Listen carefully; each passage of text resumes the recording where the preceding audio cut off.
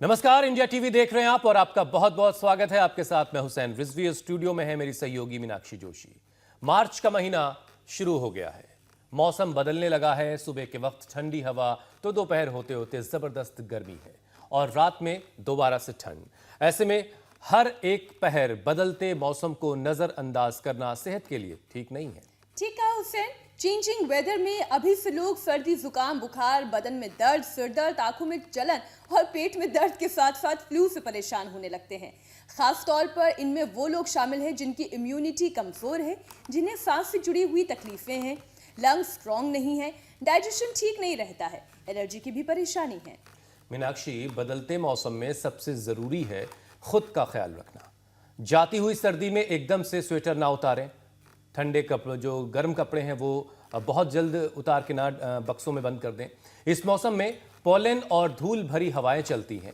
Allergy से बचने के लिए मास्क लगाएं। सर्दी हो या गर्मी, बॉडी को हाइड्रेटेड रहना बहुत ज़रूरी है। खाने में भी सावधानी बरतें ताकि इम्यूनिटी मजबूत रहे। एक और बहुत अहम बात है, और प्रिवेंशन तो ज़रूरी है ही, क्योंकि कोरोना भी अभी पूरी तरह से गया नहीं है और इसकी इसलिए ये भी ज़रूरी है कि कोरोना का वैक्सीन जो लग रही है वो आप भी लगवाएं। और प्रधानमंत्री मोदी ने आज कोरोना की वैक्सीन लगवा ली। मीनाक्षी, उसकी तस्वीरें आ गई हैं और साथ ही साथ उन्होंने अपील भी की है कि दूसरे फेज़ में जो लोग एलिजिबल हैं वो कोरोना की वैक्सीन ज़रूर लगवाएं। यानी ये कि कोरोना अभी गया नहीं है और कोरोना से बचने के लिए वैक्सीनेशन का जो दौर चल रहा है उसमें आप भी शामिल हो। और प्रधानमंत्री ने खुद भी कोरोना की वैक्सीन ले ली है। दरअसल आपने हुसैन जो मास्क वाली बात कही, मास्क लगाना बहुत जरूरी है। और ये क्यों जरूरी है, आप देख लीजिए महाराष्ट्र में कई जगह पर अब पूरा 8,000 से ज्यादा बिल्कुल केसेस लगातार 5वें दिन। और वैक्सीन तो है ही, लेकिन साथ ही साथ योग अभ्यास बहुत जरूरी है, प्राणायाम बहुत जरूरी है। इसलिए एक बार फिर से हम स्वागत करते हैं स्वामी रामदेव का। स्वामी जी, बहुत बहुत स्वागत है आपका इंडिया टीवी पर। स्वामी जी, बहुत बहुत स्वागत है। बहुत बहुत प्रणाम हुसैन भाई, मीनाक्षी बहन। और आज हम आपको लंग्स बस्ती का पहली बार यहाँ हम प्रदर्शन कर रहे हैं, उसको लाइव यहाँ से प्रसारित कर रहे हैं। ये सेंधाबादी तेल है और सेंधाबादी तेल जो है इसको गर्म करके और गरम गरम तेल से दोनों फेफड़ों के ऊपर पहले हमने जो एनएस से बस्ती दी जाती है, फिर कटी बस्ती जाती है, हृदय बस्ती, और ये सब के लिए ये लंग बस्ती होती है, फुफ्फुस बस्ती कहते हैं इसको संस्कृत में।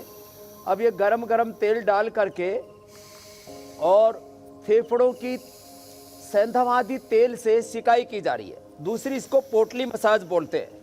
ये पोटली मसाज में जो है तेल के अंदर पोटली को गर्म किया जाता है, आप देख रहे हैं ये, और तेल के अंदर पोटली को गर्म करके और फिर इस गरम गरम पोटली से, अच्छी गर्म है, फिर इससे ऐसे ऐसे इसकी सिकाई करते हैं पूरे फेफड़े की, ऐसे यहाँ नीचे तक, और ऐसे इससे सिकाई करके फिर इसके ऊपर जो पहले हमने बताया था, हल्दी, अदरक, लहसुन, प्याज और यूकेलिप्टिस के पत्ते, ये इससे उसको लेप लगा देते हैं। माने यदि फेफड़े की बीमारियां जबरदस्त हैं, कोरोना और कोरोना के कॉम्प्लिकेशन से जबरदस्त हैं, लंग के अंदर अस्थमा, लंग फाइब्रोसिस और सर्कोडाइसिस जैसी जबरदस्त बीमारियां हैं, तो हमारे पास में इनका उपचार भी बहुत जबरदस्त है।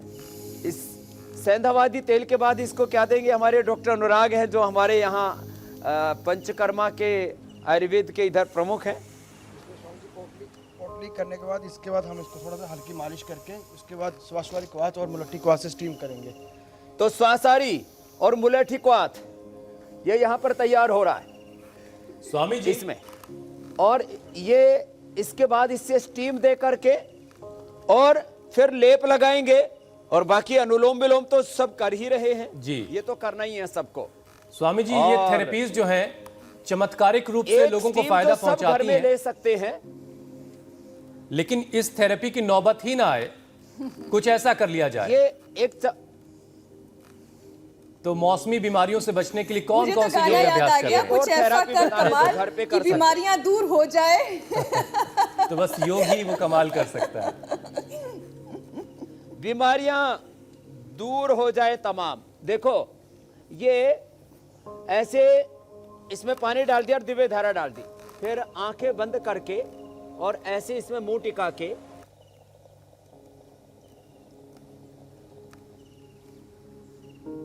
आहा, पूरा अंदर तक खुल गया है। जैसे कहते हैं ना वो सिम सिम दरवाजा खुल जा। आपने तो- इसमें कपूर भी डाला था क्या स्वामी जी? अभी ये तो बताया मैंने। अरे कपूर नहीं, इसमें पूरा कपूर पीपरमेंट सब पूरे, मेरे भी वैसे तो खुले हुए थे और ज्यादा ही खुल गए। इसमें कपूर है, पीपरमेंट है, अजवाइन साता है, इसमें यूकेलिप्टस ऑयल है और इसमें लौंग का तेल है। ये 5 चीजें हैं और उससे ये स्टीम तैयार हो रही है और उसको जब लेते हैं ना तो जबरदस्त लाभ होता है। अब एक अभ्यास जो हमने हमेशा बताया है, ऐसे देखो, चलो आप लोग भी खड़े हो जाओ और ऐसे करना है।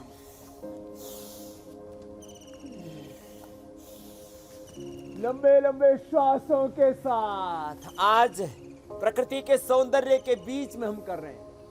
ठंड जा रही है, गर्मी आ रही है, जाती हुई ठंड आती हुई गर्मी आपको सर्द गर्म कर देती है। उसका उपाय बता रहे हैं लंबे लंबे श्वासों के साथ। भांति भांति की फुलवारी के बीच में आज आप स्वामी उत्सव जी। मना रही है। हम भी मतलब ये सुबह तो सिर्फ सुबह लौकी से प्यार नहीं है। इसलिए कह रहा हूं प्रकृति उत्सव मना रही है, हम जीवन को उत्सव बना रहे हैं। लंबे लंबे श्वासों के साथ ऐसे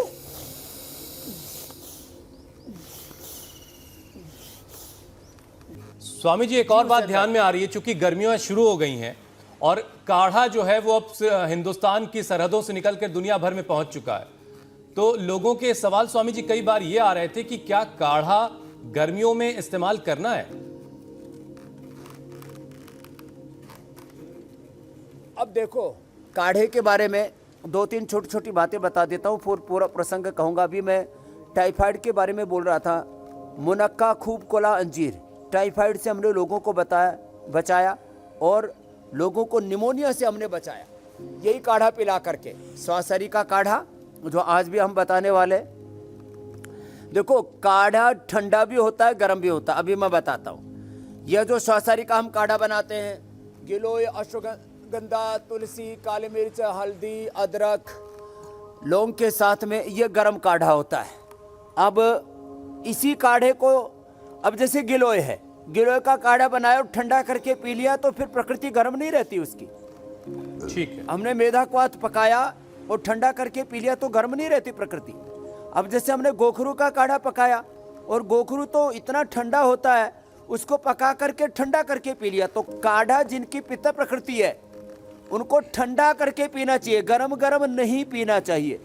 बस यही बात है छोटी सी कि अब दूध जो है पीते ही बहुत लोगों को पसीने आ जाते हैं। गर्म दूध पियो, उसी को ठंडा करके पी लो और थोड़ा सा हनी डाल के पी लो यदि शुगर नहीं है तो कितने भयंकर शरीर में जलन हो रही हो एकदम शांत कर देगा।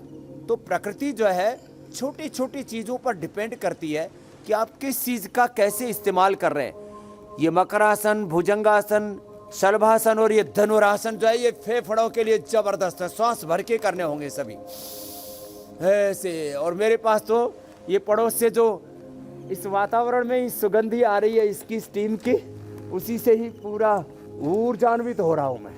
खैर ऐसे जिनको लंग की प्रॉब्लम है वे अभ्यास जो अभी हम बता रहे हैं इनको करें, और जिनकी पित्त प्रकृति है उनको काढ़ा गरम गरम ना पी करके ठंडा करके पी लेना चाहिए। अब जैसे जिनको लीवर की प्रॉब्लम है उनको सर्वकल्प क्वाथ पिलाते हैं तो उसको गर्म करके ठंडा करके पी ले तो कोई 12 महीने पिलाते हम काढ़े। सर्वकल्प क्वाथ पिलाते 12 महीने, गोखरू क्वाथ पिलाते 12 महीने, दशमूल क्वाथ पिलाते लेडीज़ को 12 महीने हम पिलाते हैं। जिनको वात रोग है उनको गिलोय के साथ साथ में उनको दशमूल और पीड़ा तक क्वाथ 12 महीने पिलाते हैं। इसलिए क्वाथ को लेकर के कोई भ्रांति नहीं होनी चाहिए हुसैन भाई।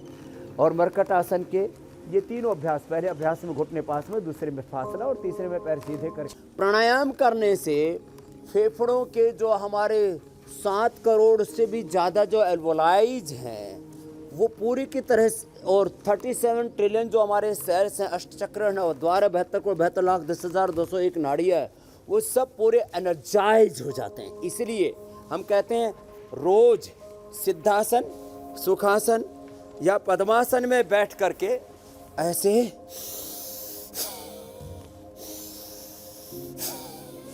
प्राणायाम जरूर करें। आहार, विचार, वाणी, व्यवहार, स्वभाव, पूरे जीवन को साधना, यही है साधना। और ये अवरोध पैदा करने वाला है पोल्यूशन, क्योंकि पोल्यूशन की वजह से फेफड़े कमजोर होते हैं, फिर तेज खांसी आने लगती है, कभी कभी अस्थमा का अटैक आ जाता है। ऊपर से बदलते हुए मौसम में तो रेस्पिरेटरी ट्रैक्ट सिकुड़ने के कारण सांस की दिक्कत बढ़ जाती है। ऐसे में मौसम के हिसाब से क्या क्या करना चाहिए इस बदलते हुए मौसम में, कि 5 मिनट का वो यौगिक पैकेज आप बता दीजिए, जिससे कि पोल्यूशन के बावजूद, पोलन और धूल भरी हवा के बावजूद फेफड़े स्वस्थ रहें। जहरीली हवाएं, जहरीला खानपान, जहरीला वातावरण, चारों तरफ से, माने धरती से लेकर के आसमान तक, चारों ओर से आहार और विचार का सब प्रकार का प्रदूषण है, उसके बीच में हम जी रहे हैं। तो एक तो भस्त्रिका प्राणायाम, 1 मिनट तो ये करना, डीप ब्रीदिंग। दूसरा ये कपालभाति, शुद्धिकरण और सशक्तिकरण दोनों साथ साथ होता है। तीसरा ये उज्जाई, इसका गले के ऊपर पोल्यूशन का सबसे ज़्यादा असर पड़ता है। तो गले को स्ट्रेंथन करने के लिए थायराइड, पैराथायराइड से लेकर के और आजकल सरोनिक स्लीप एपनिया और बहुत तरह के लंग फाइब्रोसिस से लेकर के सार्कोडाइसिस से लेकर के सर्दी, जुकाम, कफ, एलर्जी, बहुत तरह की साइनस, सब दिक्कतें। तो जल नीति, सूत्र नीति भी करे, गरारे भी करे, और ये कारगिल जिसको बोलते, ऐसे ये भर करके रोक करके रखे और फिर दाएं नाक को बंद करके बाएं से छोड़े। जिनके ज़्यादा गले में खराश रहती है वो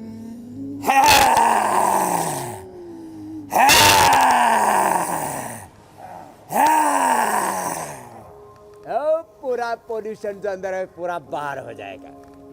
तो भस्त्रिका, कपालभाति, उज्जाई, सिंहासन, फिर जो है सूर्य भेदी प्राणायाम, दाएं श्वास से, स्वर से श्वास अंदर लेना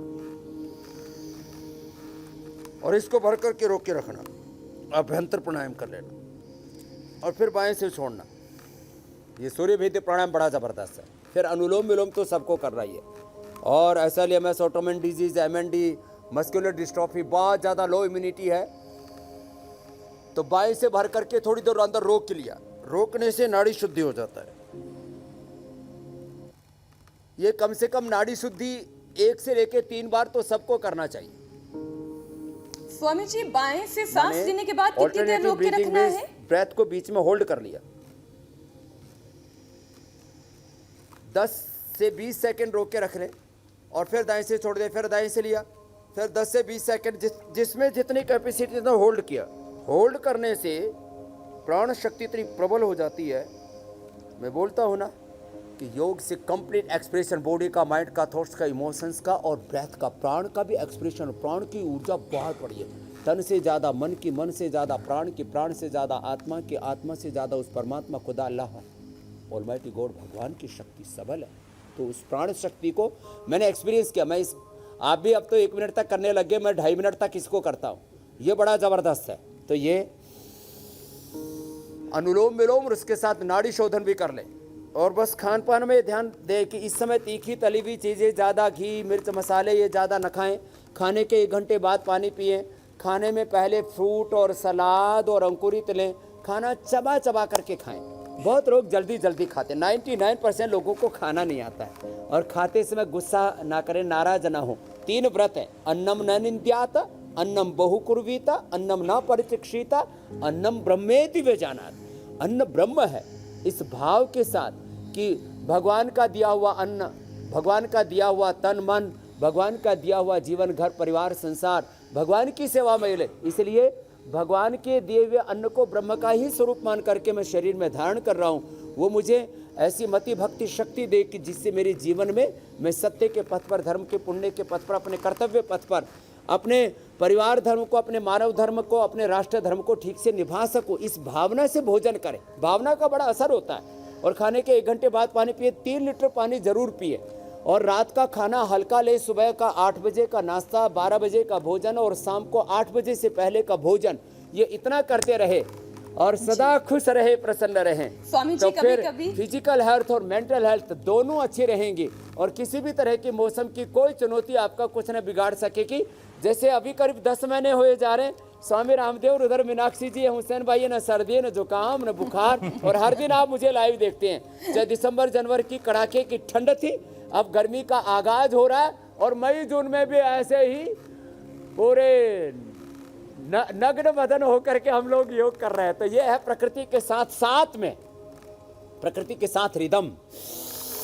स्वामी जी, कभी कभी आपको सुनते सुनते मन नहीं करता कि हम बीच में रोकें या टोकें, क्योंकि खान पान को लेकर आप इतनी अच्छी बात बता रहे थे। अब जो लोग गुस्से में अपनी थाली सरका देते हैं कि खाना पसंद नहीं आया, वो ये चीज़ अच्छे से सुने कि खाना कितना महत्वपूर्ण है। कई लोगों को तो खाना तक नहीं मिलता। स्वामी जी, इस मौसम में स्किन ड्राई हो जाती है, स्किन पर तमाम तरह की एलर्जी हो जाती है, ऐसे में स्किन के लिए क्या किया जाए?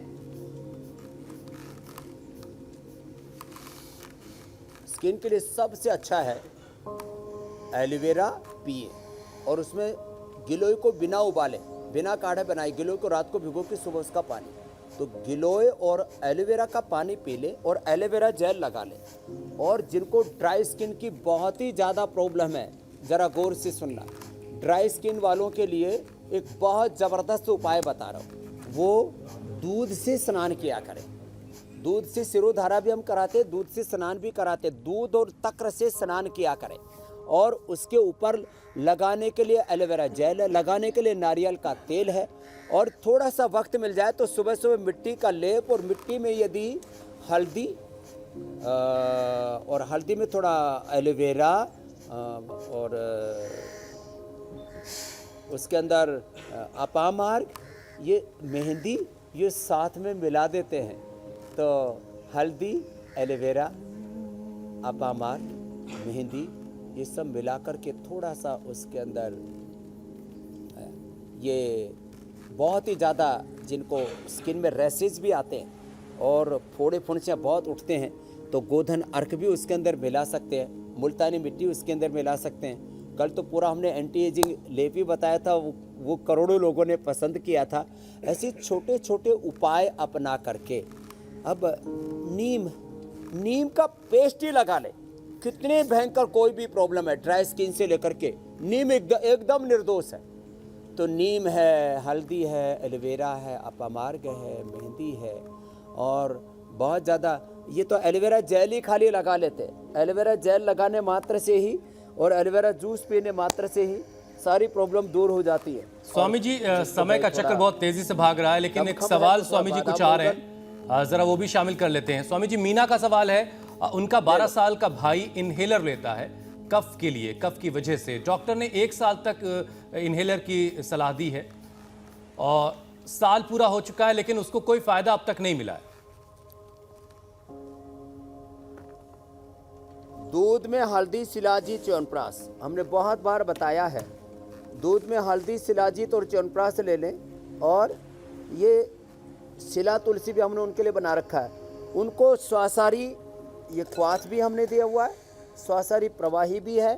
स्वासारी क्वाथ, स्वासारी प्रवाही, अथवा जो है ये च्यवनप्राश, दूध में हल्दी, शिलाजीत, च्यवनप्राश, और स्वासारी के साथ में हमने स्वासारी गोल्ड तैयार कर दिया है। ये स्वासारी गोल्ड तो 1 कैप्सूल खा लिया, 1 कैप्सूल स्वासारी गोल्ड का खा लिया, और सुबह शाम, ज़्यादा है तो दोपहर को भी ले सकते हैं। और सारे प्राणायाम और जो लेपन में बताया था, हल्दी, अदरक, प्याज और लहसुन और यूकेलिप्टिस के पत्ते, इन 5 चीज़ों का लेप लगा ले और ऐसे एक पानी देना भाई, ऐसे आप भी खा लिया करो। अभी जैसे मौसम बदल रहा है तो स्वासारी या स्वासारी गोल्ड 1 कैप्सूल खा लिया तो ये तो जिंदगी भर के लिए निश्चिंतता हो जाती है। 1 कैप्सूल जैसे मैंने भी खा लिया अभी। स्वामी जी, अगला सवाल जो है, और आपने जो अभी बताया था, जी ले लो स्वामी जी, अगला सवाल शिवा प्रसाद का है। वो अपनी माता जी के लिए जानना चाहते हैं। उनकी माता जी की उम्र 60 साल है और उनको क्रॉनिक अस्थमा है, और वो जब चलने की कोशिश करती है तो उनका ऑक्सीजन लेवल बहुत गिर जाता है, तो उनके लिए कोई उपाय बता दें। तो जिनको क्रोनिक अस्थमा है वो द्राक्षा कल्प करें या खजूर कल्प करें, और साथ में दिव्य पेय ही दिन भर पिएं। सुबह शाम स्वासारी का काढ़ा बना करके पी लें, और खाली पेट स्वासारी या स्वासारी गोल्ड ले लें जिनको ज़्यादा प्रॉब्लम है, और खाने के बाद लक्ष्मी लाश और संजीवनी खा लें। किसी भी तरह से कोई चिकनाई का सेवन ना करें, और इतना करेंगे तो 7 दिन के अंदर ही पूरे अच्छे हो जाएंगे। आपने स्किन का बताया था, तो ये एलोवेरा जेल मैंने इसीलिए लगा दिया। अब मैं भी धूप में बैठा हुआ हूँ, तो धूप में ये एलोवेरा जेल लगा करके बैठ जाते थे, चेहरा ऐसे चमकने लगता है, ऐसे दमकने लगता है सूरज और चांद की तरह कि सब स्वामी जी कहते आपकी भाई मुझे स्किन तो टैन योगी भी बहुत होना। हो गई है, रोज धूप में योगाभ्यास ऐसे हमारी कर आइडियल करके हेल्थ करा हो करा जाती के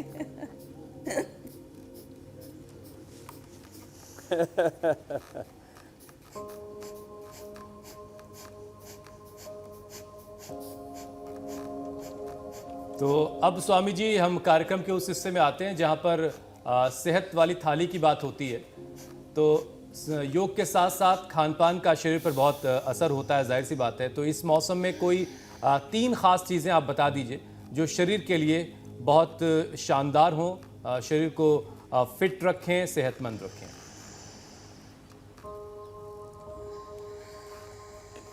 तो कपाल भात या अनुलोम विलोम तो सब कर ही रहे हैं हमारे सब भाई बहन भी यहाँ पर, क्योंकि योगग्राम और निरामयम तो ये केंद्र बना हुआ है सारे संसार के आरोग्य का।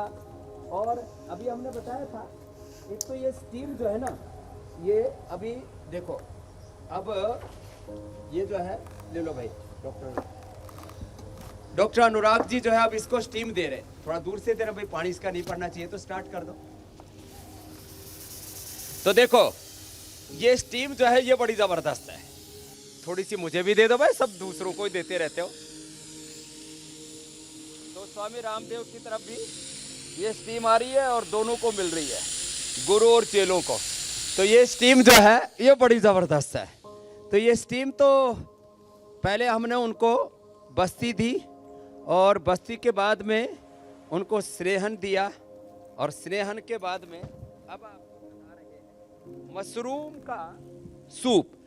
अब 1 से 2 चम्मच मैंने घी बताया हुआ है, लेकिन जिनको ये भी 1 चम्मच तो ठीक है, 1 चम्मच घी, और इसमें बस 5-10 दाने जो है उसके अजवाइन के, और थोड़ा सा इसके अंदर जिसको जैसी अनुकूलता हो अदरक, और 2 थोड़ा प्याज लेते हैं तो थोड़ी प्याज और लहसुन भी थोड़ा इसके अंदर डाल देते हैं, और 1 चम्मच बस, ज़्यादा नहीं लेना जिनको सर्दी जुकाम है। और इसके अंदर थोड़ा सा हींग डाल दिया, और अब हींग तो अपने आप में औषधि है बहुत बड़ी, और हींग के साथ में अब ये पूरा तैयार हो गया है। अब इधर से जूस भी तैयार कर रहे हैं, और जो है ये इसके अंदर इधर तैयार हो रहा है एप्पल का जूस, एप्पल और अनार का जूस, और इधर तो पूरा खदका लग गया है। ये तैयार हो रहा है, मैं बोल रहा था मशरूम और पालक, मशरूम और पालक का ये सूप। अब इसको थोड़ा अच्छे से पका लें, और थोड़ा सा सेंधा नमक इसके अंदर डाल देते हैं, क्योंकि नमक के बारे में मेरे को 2-4 बार याद दिला दिया मीनाक्षी जी ने, हम कम नमक खाने वाले हैं, वैसे नमक आराम हम हैं नहीं तो ये इतनी ज़बरदस्त रेसिपी, तो मशरूम और पालक का सूप पिए, और साथ में ही ये अनार और एप्पल का जूस पिए। ये आज की बहुत अच्छी रेसिपी है। स्वामी जी, सप्ताह आपकी में एक बार जो ऐसे पी लेंगे, ना सिर्फ हेल्दी होती है बल्कि बहुत इजी होती है, कोई भी बना सकता है इसे घर पर।